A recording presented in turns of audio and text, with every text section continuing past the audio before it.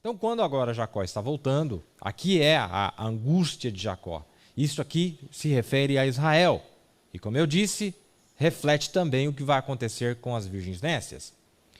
E nós vamos perceber ao longo da nossa história que as virgens nécias haviam maltratado o seu irmão. As virgens nécias haviam maltratado seu irmão, haviam desrespeitado seu irmão, haviam realmente trapaceado com os seus irmãos. Como nós vamos ver aqui, o profeta ele dando essas pinceladas, mostrando que a história é praticamente idêntica. Então tenha em mente virgens nécias e tenha em mente os judeus, os 144 mil que alcançarão a perfeição. Então diz aqui no texto: e enviou Jacó mensageiros diante da sua face a Esaú, seu irmão, à terra de Seir, território de Edom, e ordenou-lhes dizendo assim: assim direis ao meu senhor Esaú: assim diz Jacó teu servo, como peregrino morei com Labão e me detive lá até agora. Tenho, pois, bois, jumentos, ovelhas, servos e servas, e enviei para o anunciar a meu senhor, para que ache graça a teus olhos. E os mensageiros tornaram a Jacó, dizendo: fomos a teu irmão Esaú, e também ele vem a encontrar-te, 400 varões com ele. Então Jacó temeu muito e angustiou-se. E repartiu em 2 bandos o povo que com ele estava, e as ovelhas e as vacas e os camelos. Porque dizia: se Esaú vier a um bando e o ferir, o outro bando escapará. Disse mais Jacó: Deus de meu pai Abraão e Deus de meu pai Isaque, ó Senhor, que me disseste: torna a tua terra e a tua parentela, e far-te-ei bem. Menor sou eu que todas as beneficências e que toda a fidelidade que tivesse com teu servo. Porque com meu cajado passei este Jordão e agora me tornei em 2 bandos. Livra-me, peço-te, da mão de meu irmão, da mão de Esaú, porque eu temo para que porventura não venha e me fira e a mãe com os filhos. Esta é a angústia de Jacó. A famosa angústia de Jacó, referindo-se ao período da grande tribulação. Na subconsciência de Jacó, ele sabia que ele tinha errado. Ele sabia que ele tinha errado. Ele sabia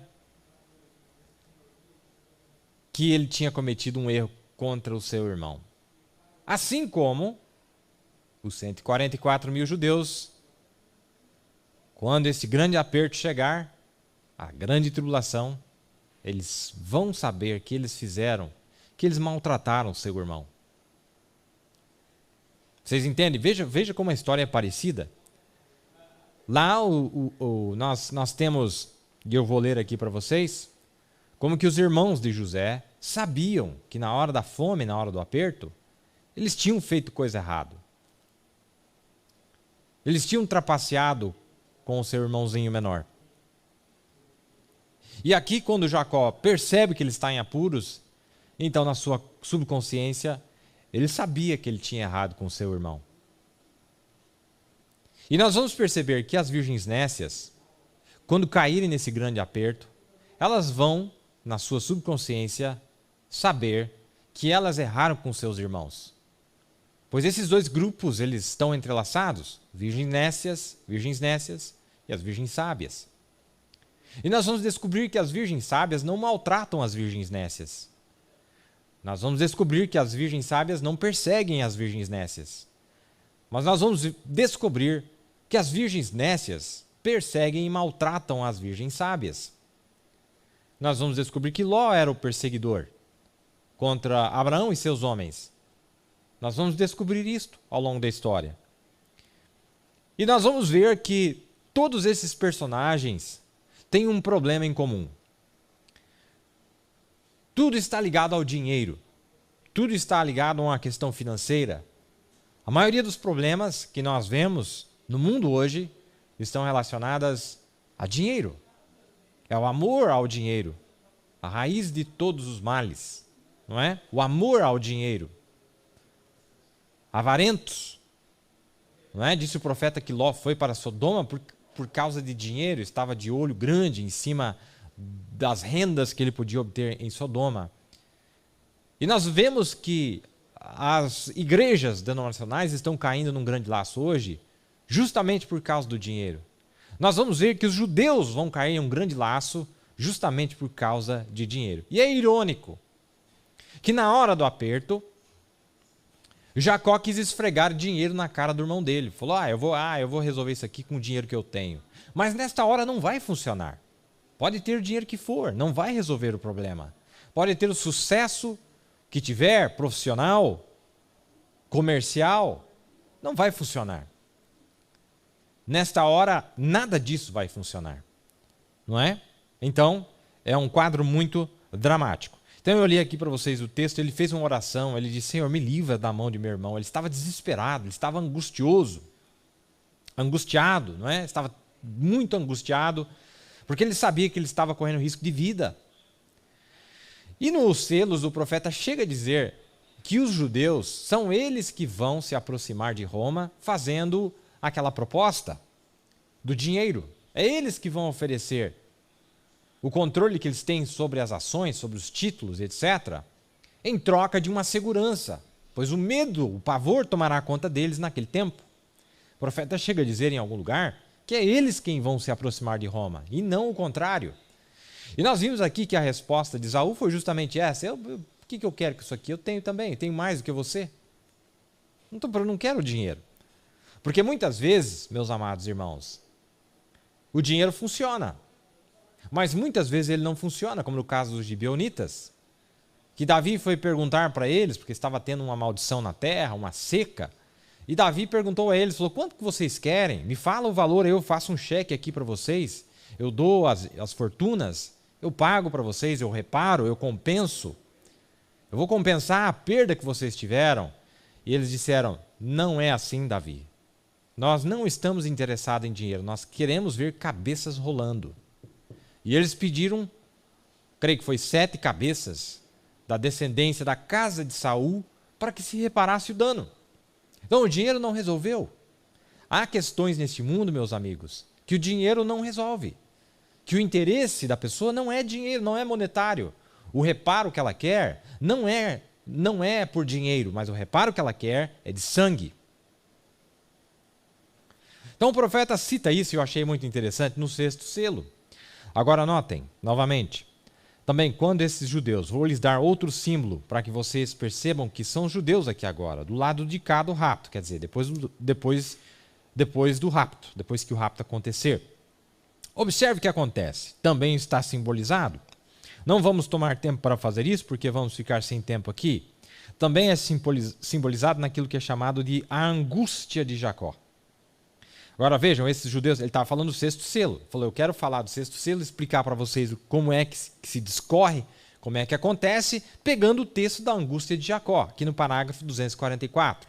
Falando de 144 mil, ele disse, olha, ele pegou vários exemplos. Pegou lá a saída de Israel do Egito, com a escuridão, depois pegou Daniel 12, depois pegou Jesus na cruz, e ele pegou também Gênesis 32. Ele estava desesperado, Jacó. Pois ele sabia que ele havia cometido uma injustiça. Agora vejam esses judeus aqui. Notem. Vou tomar só um pouquinho de tempo aqui. Me deixa nervoso quando eu fico pulando assim, está vendo? Exemplos. Notem, quero que veja. A saída de Israel do Egito, eu simplesmente, Deus vai mostrar para vocês, tenho certeza. Jacó tinha o direito de primogenitura, não é verdade? Mas ele certamente foi inescrupuloso com ela. A palavra que ele usou no inglês aqui é shyster, que é um advogado inescrupuloso. Esperto, espertalhão, não é? Conseguiu o que queria, conseguiu a riqueza, conseguiu a posição social, conseguiu o poder, conseguiu ter influência sobre muitos povos, mas a maneira que ele fez isto foi de uma maneira inescrupulosa, sem princípios.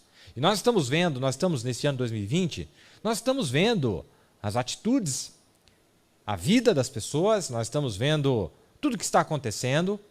Nós estamos vendo a ética das pessoas, nós estamos vendo as ações das pessoas e nós estamos dando olhada nos tipos bíblicos para nós tentarmos identificar o que é que está ocorrendo, quem é quem nessa história. Quem seria a virgem sábia, quem seria a virgem nécia, através das escrituras. Mas ele certamente foi inescrupuloso com ela, está vendo? Ele foi lá e enganou seu pai, ele enganou seu irmão. Ele fez tudo, mas contudo, legalmente, até o fim, ele teve ela, porque Esaú vendeu. Mas quando ele foi lá para trabalhar para seu sogro, ele colocou aqueles galhos de árvore de álamo para fazer que aquele gado que estava, as vacas que estavam prenha e coisas, para gerarem bezerros manchados. E vocês sabem tudo que ele fez só para ganhar dinheiro. Agora observe, ele foi expulso do meio do seu povo. Agora, é um tipo do judeu agora? Ele agarra o dinheiro, não interessa como ele consegue, mas ele consegue. Ele te arranca a pele vivo para conseguir o dinheiro. Agora, vocês sabem disso, ele é um pequeno inescrupuloso, né? Shyster. Só isso, rapaz, não se envolva com ele, ele te pega. Rapaz, sim senhor, por quê? Ele tem de ser isto, é o tipo do espírito que está dominando. E olha que interessante, pois os 144, ele está falando dos 144 mil, dos judeus, todos doidos por dinheiro, tudo é dinheiro, tudo que faz é pensando em ganhar, tudo é dinheiro, tudo é monetário. E nós vamos ver que as virgens nécias têm esse probleminha também. Ló tinha esse probleminha. Sim, ele tinha esse problema. Ele era muito interessado em dinheiro, queria estar em Sodoma para negociar e por aí vai. E nós vamos ver que para conseguir esse dinheiro, então se esquece a ética, se esquece os princípios cristãos, se esquece o comportamento ideal, contanto que se alcance esse objetivo que eles têm. E nós vamos ver que é perfeito esse paralelo. Se você pegar a jornada dos judeus, né, os 144 mil, e a jornada das virgens nécias, é muito parecido. Os tipos são intercambiáveis, se aplica para um, se aplica para o outro. Um vai ser purgado, o outro também vai ser purgado, né? Vai ser limpado, purgado. Então é muito interessante isso. E nós vamos ver que a problemática deles é a mesma. Eles têm algo em comum. Eles têm ali algo realmente em comum. Então, é bom nós olharmos isto aqui. Então, isso eu li para vocês, o sexto selo, o profeta dizendo a angústia de Jacó é a tribulação. É um tipo do que vai acontecer com Israel. E Jacó representando os 144 mil, todos medrosos, sabe que tem culpa no cartório, sabe que fizeram coisa errada. Mas e as virgens nécias, o que eles fizeram de errado? Vamos descobrir. E elas vão descobrir que elas fizeram coisa errada. E tinham tido sucesso, grandes números, grandes influências, grandes conquistas, grandes posições, posição lá como prefeito de Sodoma, grandes posições, grandes cargos, grandes pronunciamentos, não é? Mas quando a coisa apertou, irmãos, tudo que eles tinham ganho não serviu para nada. Não serviu para nada. Aqui diz o profeta, então, falando agora já no sétimo selo, falando desse período da tribulação. Israel, debaixo de bodes, essas tribos tinham lugar. Enquanto eles estivessem na terra aqui, suas tribos estavam faltando. Estava falando de Dan e Efraim, né, que desapareceram lá do livro de Apocalipse e não estarão numerados entre os 144 mil. Não podiam nunca ser incluídas. Agora, quando ele os chamou aqui, os 144 mil, elas estavam faltando, é verdade, não estão sequer numeradas lá. E José e Levi foram postas no lugar de Dan e Efraim. Agora vocês podem olhar para isso, lá mesmo está, diante de vocês. E aqui está a promessa de Deus lá atrás, centenas e centenas de anos antes daquilo. Quer dizer, Deus tinha prometido que se eles adorassem ídolos, eles seriam apagados debaixo do céu. E agora, 2.500 ou mais anos depois, Deus cumpre a promessa e não coloca eles como sendo parte dos 144 mil por causa daquela adoração dos bezerros da tribo de Dan e da tribo de Efraim, lá nos dias de Jeroboão. O que aconteceu? Elas foram purgadas durante o tempo da terrível tribulação. Agora, se Deus vai purgar aquela virgem que era uma boa mulher, veja como agora ele cita Israel e agora ele vai citar as virgens nécias. É intercambiável, é a mesma história, a mesma jornada, os mesmos problemas. Agora, se Deus vai purgar aquela virgem que era uma boa mulher, mas ela simplesmente falhou em conseguir óleo em sua lâmpada, e ele vai purgar ela através da perseguição lá, ele coloca aquelas tribos lá mesmo para a mesma coisa. Ele expurga durante o tempo do período da tribulação, porque é uma purgação, é juízo. Mas vejam elas depois, e olhem aqui, Aqui vem os 144 mil, depois da purgação de Israel, e aqui surge também as virgens nécias, surgem purgadas, estão de vestes brancas. Estão vendo o quão perfeito? Que maravilhoso é isto. Assim como Jacó, no tempo da angústia. Jacó, no tempo de angústia, ele tinha feito coisa errada, mas ele passou por um tempo de purgação porque ele tinha errado com seu irmão, porque ele tinha errado com seu irmão, Esaú. Tá vendo? Veja que aqui Esaú toma um outro tipo. Esquece o Esaú que não presta. Não. Aqui ele já está servindo como um outro tipo. Ele está servindo como aquela pessoa que foi lesada. E nós vamos ver que o profeta joga as virgens nécias e joga os 144 mil, e ele coloca e cita, assim é a angústia de Jacó. O que foi a angústia de Jacó? Vocês estão passando por isso aí porque vocês merecem. Vocês fizeram coisa errada contra o irmão de vocês. Os irmãos de José erraram com ele. Jacó errou com o seu irmão, consequentemente, não diria consequentemente, mas aquilo refletiu nos seus filhos. Você viu que interessante?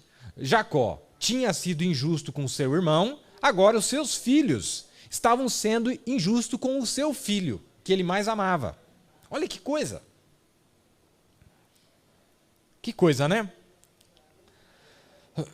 Assim como Jacó no tempo da angústia, veja, Jacó no tempo de angústia ele tinha feito a coisa errada, mas ele passou por um tempo de purgação, porque ele tinha errado com o seu irmão. Esaú, está vendo? Ele enganou para conseguir seu direito de primogenitura, mas ele passou por uma purgação antes de ter seu nome mudado de Jacó para Israel, o qual é um tipo na ordem de Deus, tipificado hoje. Olha que interessante.